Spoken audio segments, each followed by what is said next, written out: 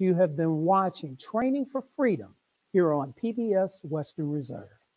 My name is Ben Hobart, and I'm very glad to moderate this upcoming panel discussion. If you're just joining us, in the previous half an hour, viewers watched an outstanding documentary. In the summer of 1964, civil rights activist Bob Moses led a student campaign in Mississippi to register Black voters. Bob Moses and many others felt the campaign was necessary because Mississippi leaders adopted laws in 1890 instituting poll taxes and literacy tests and other restrictions that made it constitutional to keep Black people and even some poor whites from voting. To some, this political tactic, more than 130 years ago, is what some believe is going on in the United States right now, voter suppression. In 1890, Mississippi had 190,000 registered Black voters. And 76 years later, in 1966, that number had dwindled to 2,000 voters. So the film, Training for Freedom, has a pronounced historical perspective. I'd like to introduce to you our panelists. We have distinguished panelists who will explore these issues. Joining us virtually is James Brown. Mr. Brown is the president of the Youngstown NAACP, chairman of the organization's Economic Empowerment, Reentry, and Political Media Communications Committees. We're also joined with Dr. Nashana Frazier. She is a professor of History and American Studies at the University of Kansas. She studied extensively on the 1960s freedom movement. And rounding out our virtual panel is Bruce Watson. Bruce is the author of Freedom Summer, the savage season that made Mississippi burn and made America a democracy. So I'd like to welcome each and every one of you all to this program. This was a very provocative film and a very powerful American story. So we want to set the scene a little bit and describe Black voter suppression in Mississippi. Throughout the Delta, 60 or 70% of the population was Black. And so if you gave them the vote, you would have been surrendering power. No, Jennings, you didn't pass. If you see there, you didn't fill out, but just look there. You just filled out that part, and look, you didn't write anything in there. You didn't pass it.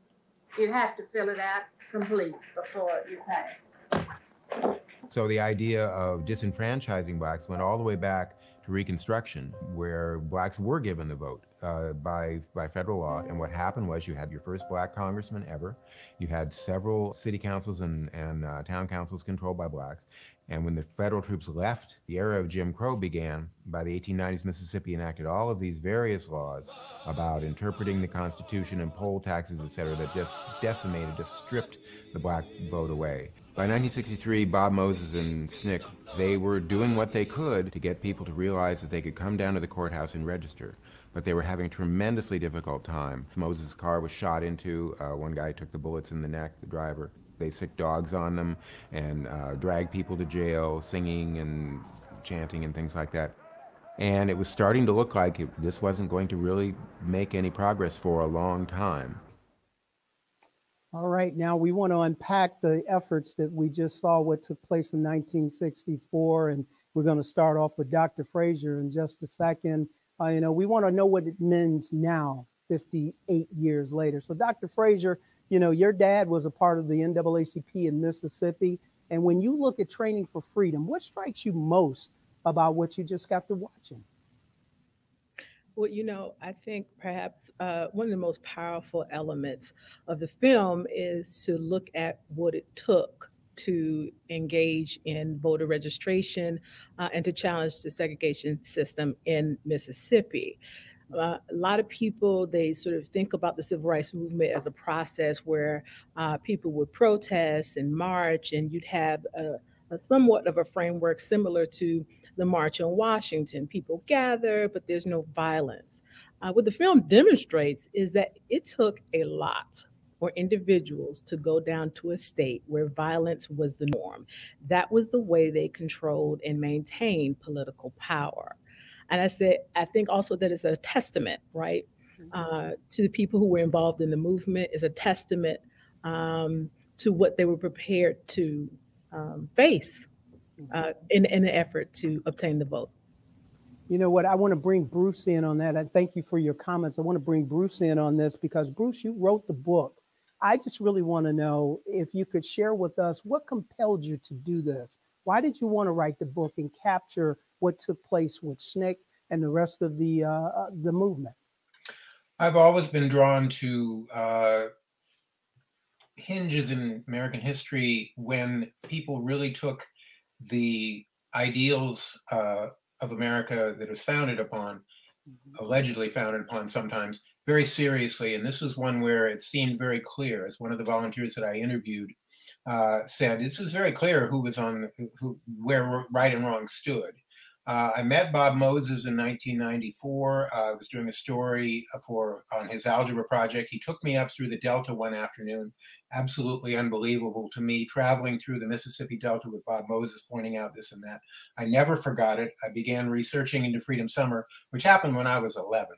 And so I don't remember anything about it, really.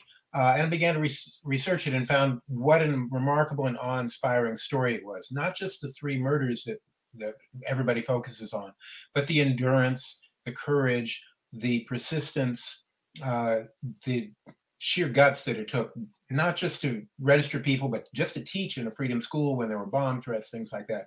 It really inspired me and brought out what I thought was the best in America. Was it emotional at any point for you when you were writing this? Did it really just strike the core at all?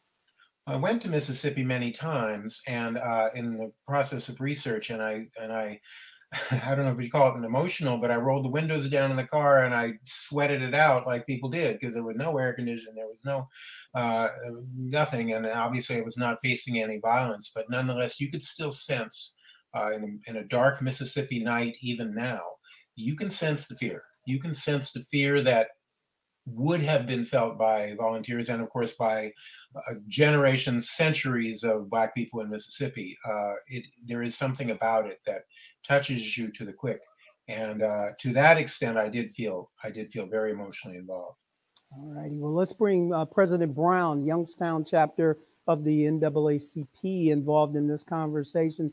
You know, President, the late Congressman John Lewis, you know, he's coined the phrase where he talked about getting into good trouble.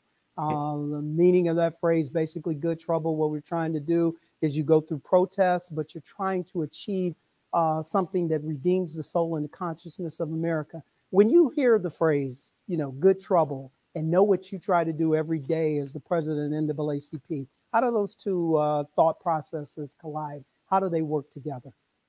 Well, I think when you say good trouble, it kind of has kind of a misnomer, but I think what we try to do is as the NAACP was actually founded in February of 1909, we are inspired by the Niagara movement and the white liberals who helped to partner to create the NAACP in 1909. That's what I'm thinking about, because of the fact that there has to be two like-minded sides to this thing, where they want to see an end to the segregation, and they basically will fight and make sure that everyone is free. Everyone is free to do what they need to do. Yes, sir. And to sort of follow up on that question, you know, what we're looking at right now, you know, it's not poll taxes per se, but there seems to be a number of things that make impediments to people voting. Voter suppression. We hear about it every day. I mean, your team with the Youngstown NAACP, what are some of the things that you would suggest or that you're trying to do to sort of eliminate some of those barriers, if you can? Well, I think this film is inspirational as well, because of the fact that our 6 game changers that we focus on with the NAACP is education, voting rights, economic sustainability, criminal justice, and the youth engagement and health. And we want to make sure that every one of the game changers are identified. And what we do is we try to make sure that we have not just voter registration, but voter awareness. Why are you going to vote? Because voter registration is easy. I shouldn't say easy. It's not difficult as it used to be. But now a person needs to know why they're voting and what they're voting for. Mm-hmm. And I want to bring Dr. Frazier back in on this as well, because in the beginning, at the intro, we told our viewers that her dad was involved with the Mississippi NAACP. Any kind of stories that were ever shared with you, or any thoughts about the work that had to go into that, Dr. Frazier? So one of the things that was really interesting as I was listening to Bruce was as he talked about his own experience of going down to Mississippi and trying to kind of have a lived experience. And my father actually lived the experience, right? It's one thing to sort of imagine, is another thing to actually be in that moment. And I do recall my father, it took a long time for him to return to Mississippi, over 40 years for him to return to Mississippi. And when we returned, I recall him talking about the sound of the road. We were on a highway and it had kind of thud, thud, thud, the sort of repetitive sound. And it just made my father incredibly nervous. And he talked about how he couldn't stand that sound, right? Because it took him back into that space. And the degree of fear and also the degree of courage. I'm always inspired by my father and the courage that he had in Greenville, Mississippi. As a high school student, he started protesting. He was a one-man protest in front of one of the retail stores there, right? And the Black community supported him by, walking by and telling them, "You doing good," but they were not standing in that line. It was my father standing in that line. He goes on to join the NAACP youth student group and becomes state youth president. During that time, he's working with Medgar Evers, and he is in that world of Aaron Henry, of trying to establish some sort of movement for voter registration. He talks a lot about the level of violence. My father certainly was beat in a Mississippi jail. He also talked about the amount of on the ground organizing that was necessary. And certainly as President Brown talks about with the work of the NAACP, we're talking about on the ground, door to door work of both citizenship education, but also helping people feel comfortable, right, going into these courthouses, challenging these systems in an effort to vote. Wow. And to bring Bruce back in on this, and thank you so much for the recollection and sharing the information about your dad. I think that was very powerful. But Bruce, when you were writing this, writing your book, one of the things that I find very interesting is that Dr. Martin Luther King, during his "I Have a Dream" speech, he talked a little bit about how Black people can't do this, or Negroes, or African Americans couldn't do this by themselves. It required to have the assistance of others. So when you were writing your book, and you're talking about those students, they came down to Mississippi to try to make a change. They were not just Black students; they were white students as well. Can you talk a little bit about that, if you don't mind? Well, Bob Moses and also his most famous recruit for the Student Nonviolent Coordinating Committee, Fannie Lou Hamer, were born and raised in Mississippi. As Moses once said, she had Mississippi in her bones. Okay. And they were both quite adamant that SNCC would not become an all-Black organization. That it later did, but at that point it was not. And they were quite adamant that it would be white volunteers and Black volunteers coming down. That was controversial. It was not something that everyone thought was a good way to go. SNCC had worked for years in Mississippi, 3 years in Mississippi, trying to use a grassroots approach to get locals to rise up and take their own empowerment, their own voting rights seriously. And now all of a sudden you're going to bring all these white folks in, and from Yale and Harvard and Oberlin, and they were going to come in, and everyone feared they were going to take charge, that they would just pull the rug out from under the people who had been empowered. And indeed, in many cases, that did happen. And it was a mixed bag in terms of results of Freedom Summer, but nonetheless, it did have to. One of the reasons that Moses wanted to bring white people in was not just to integrate. He knew that America was not paying attention to Mississippi. Medgar Evers was gunned down. Everybody paid attention for a week. And then all the attention went back to Martin Luther King or went somewhere else. Moses knew that if you brought people from Des Moines and from St. Louis and California, and they were in Mississippi writing back what they were doing. Everybody in America would pay attention to Mississippi, and that is indeed what happened. And those students, this wasn't quite the internship that they were looking for, to do this. But I mean, laying all jokes aside, they think that may have changed the course of this nation. I mean, I'm sure that's reflected in your book as well. Well, it's to me one of the more inspiring aspects of it. Dr. Fraser was talking about her father's courage, and that was living in Mississippi, and that was every day. There's no one who would pretend that what the volunteers who came from outside the state did was anywhere comparable to that courage, because after all, at the end of the summer, everyone knew they're going home. And yet, as I said in the documentary, they didn't have a dog in that fight. They didn't have to do it, and they also didn't have to go. There was a pivotal moment in the training, as you saw, where the three men were killed. Goodwin, Shorter, and Cheney disappeared. They were not known to be gone or to have been killed yet. They were just disappeared. And you see the girl watching the TV documentary, and they all know this could happen to them. How many left? Maybe one or two. Everybody else said, "This is what I have to face," and they went down there. And that's a remarkable kind of courage. Remarkable courage. And like you said, they didn't know if they would come back, but they still went anyway.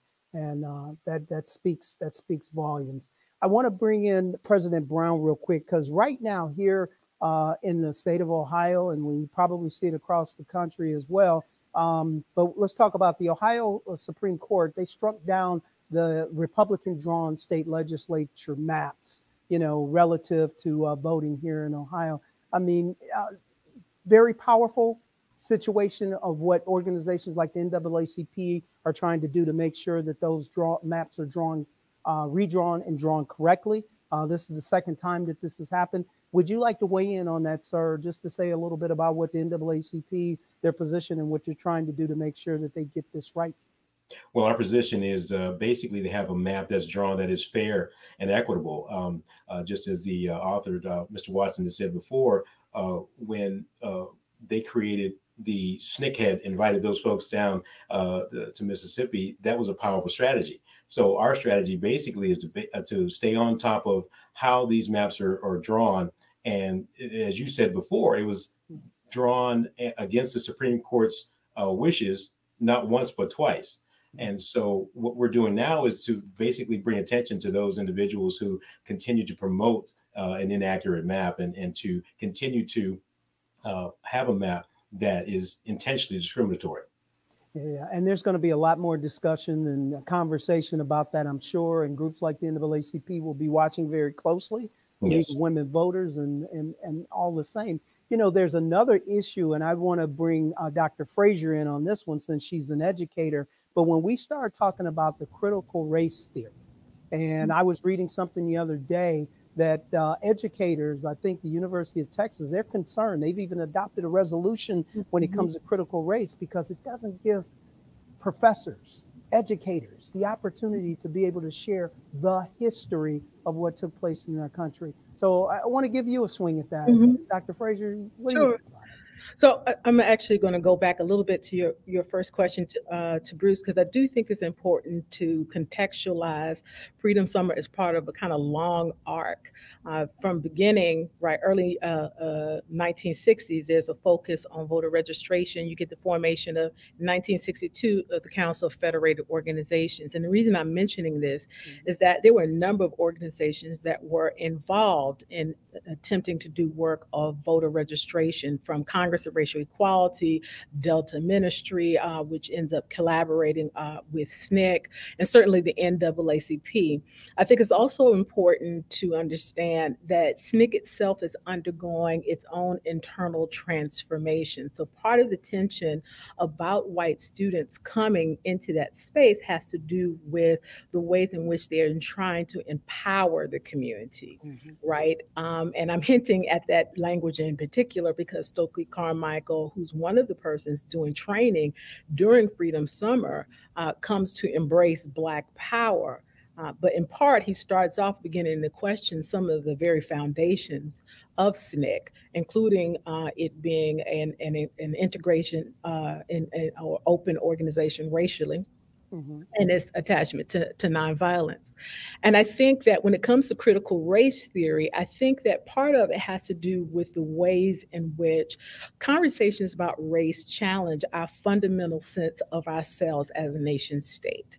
We have constructed ourselves as a space of democracy and freedom. And when we get into this conversation of how issues around racism and discrimination are embedded within the structure of the United States, it begins to raise questions about how free is freedom, right, in America. And I think that some people don't want to deal with those issues. They don't want to look at the other side of the United States and United States history. And I think they also want to wipe it away, right? That if by making it non-existent, we can all embrace this concept of freedom together.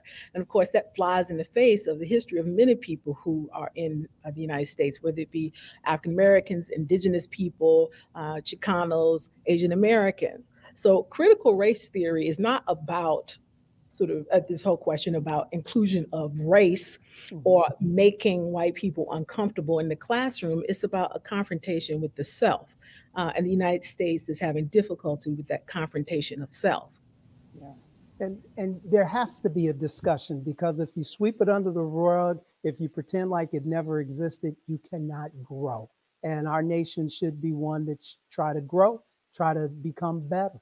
So I believe when it comes, well, it's not about me, but when it comes to the critical race theory, I hope that this is a discussion and a debate that continues on, that we can get some resolution to it. Well, I think part of the issue is we have to understand freedom as a process. And I think some people are uncomfortable with thinking about American history as a process of democracy and freedom. We insist that that's how we started. But we started in a space of both freedom and unfreedom, including the enslaved people and including how we treated indigenous folk. So if we embrace process of democracy, what it does is encourage a greater level of citizenship. This is what Freedom Summer was about. Voter registration, Freedom Schools was about enhancing citizenship and citizenship participation. You cannot do that by being dishonest or burying one's head in the sand. Yes, ma'am. Thank you very much for that. I want to ask Bruce a question. This has to deal with Shelby County versus Holder.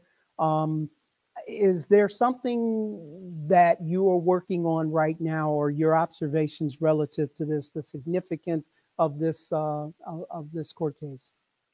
I'm not specifically working on something, but all Americans, and myself included, should be paying attention to this. And I was alarmed.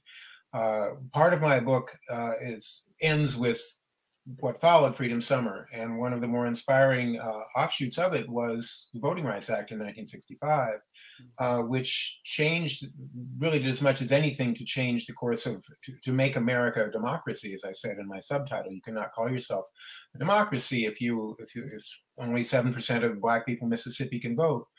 By the end of 1965, after the Voting Rights Act, 60% were registered to vote. And that ushered in a period when we can call ourselves as close to democracy as we have been.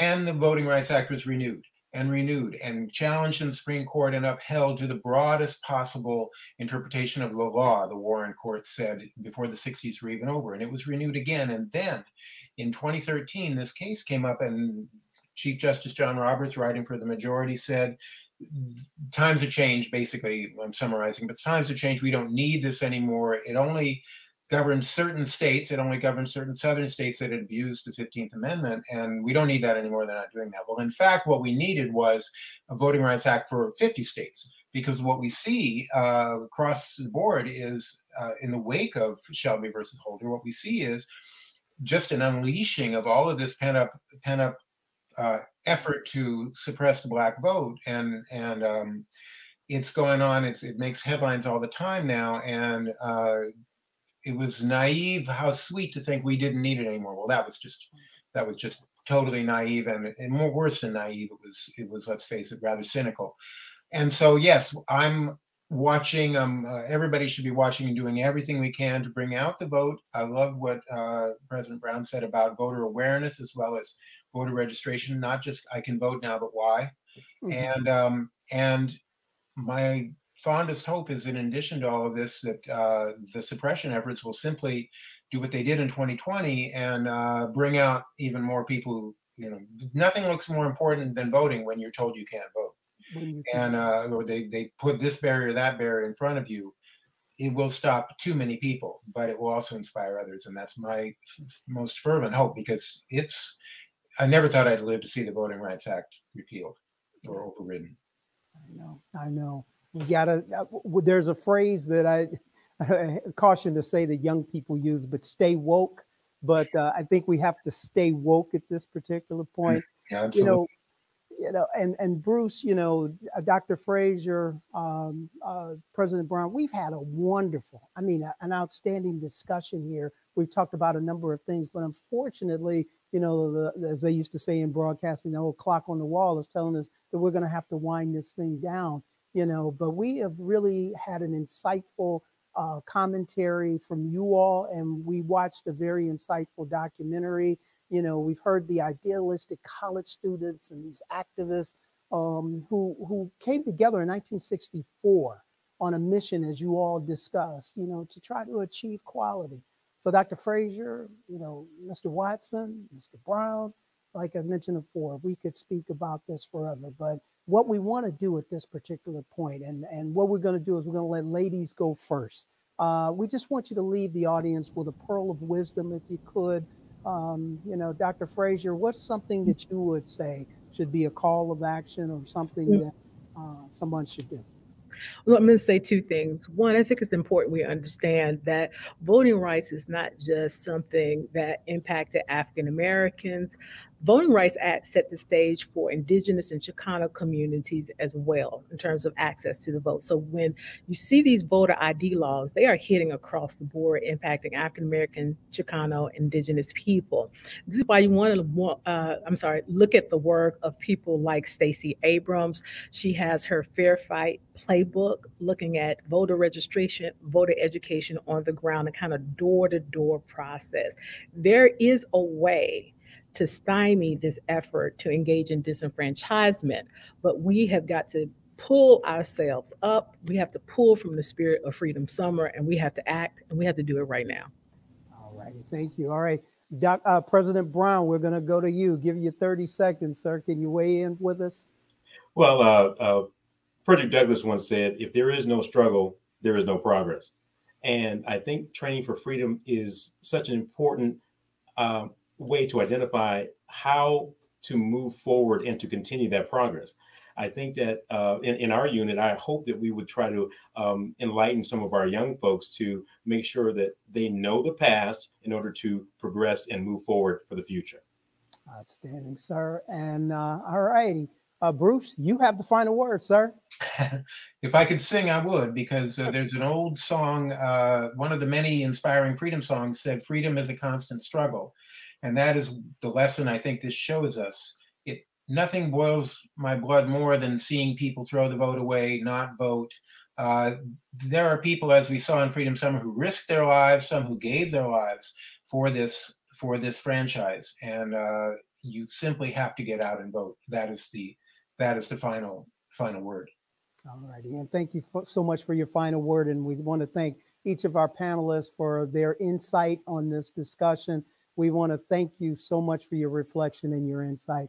Ladies and gentlemen, this conversation does not have to end here. Each of us is a living example of how we all can make a positive difference in the lives of others. Each of us has the power, as those students from the Western College for Women, now part of Miami's Western campus, broke down barriers of race, class, and gender to organize the most comprehensive campaign of the civil rights movement. The struggle continues, and the right to vote and civic engagement will always be important.